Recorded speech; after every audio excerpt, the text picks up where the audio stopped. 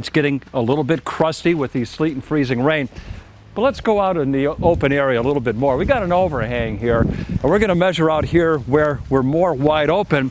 And I'm measuring pretty close to 6 inches. Now we want to measure at least 3 spots. So we're going to go over here, measure about pretty close to 6 inches. And we're going to go over here, and we're going to measure pretty close to 6 inches. So with the sleet and freezing rain occurring now, you got to say that our snowfall accumulation is now over, and I'm going to give our official report here in Rocky Hill at 6 inches. Mark, back to you. Thank you very much, Bruce. In fact, that's more snow that we've seen so far this month officially at Bradley International. So we were behind in the snowfall department. Today puts us right on track, if not adding a bit of a surplus now in the 4th week of the month. We'll have more coming up just moments from now with pictures from viewers from across the state, plus the details on what to expect this weekend. That's all ahead in the early warning forecast.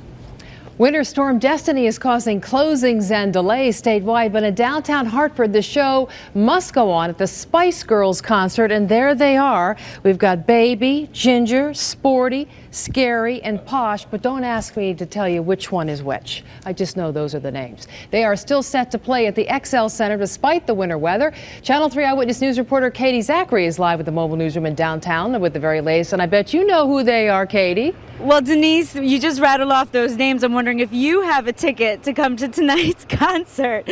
That concert starts in just less than 3 hours, and already fans are piling into downtown Hartford, but this weather has brought with it a parking ban, and you can see Hartford police are downtown watching and making sure people do not park on the street. There is a heavy presence on Trumbull Street outside the XL Center as these officers gear up for a lot of activity, a very busy night on top of this very messy weather.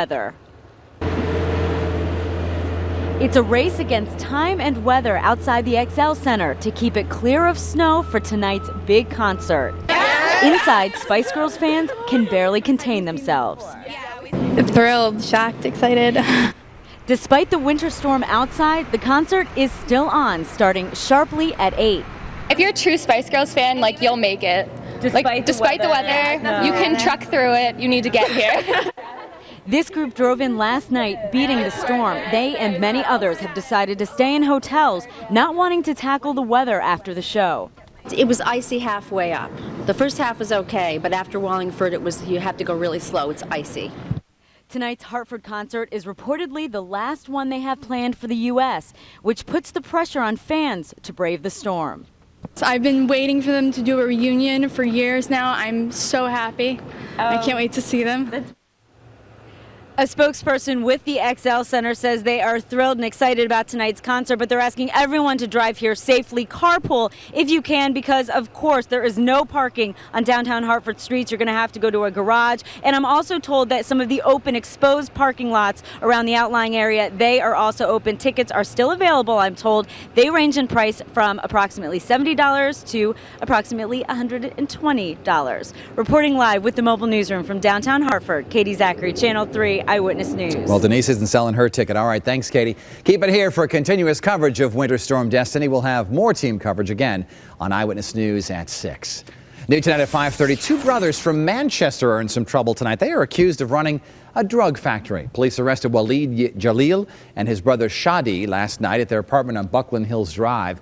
Officers say they seized cocaine, OxyContin, ecstasy, and packaging material. Both face multiple drug charges. The State Department of Education is ordering school food programs to hold off on buying beef from local stores. They want to be sure the meat is not among the 143 million pounds recalled earlier this week.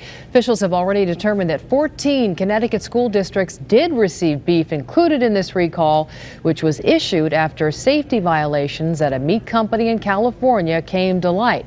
No illnesses have been reported, and state officials are working on isolating the contaminated meat. Well, in January, you may recall a pipe burst in the Artwell Gallery in Torrington, flooding the entire space. But now, the gallery's back in business, and better than ever. Channel 3 Eyewitness News reporter Dan Kain is live with the mobile newsroom now with more. Dan.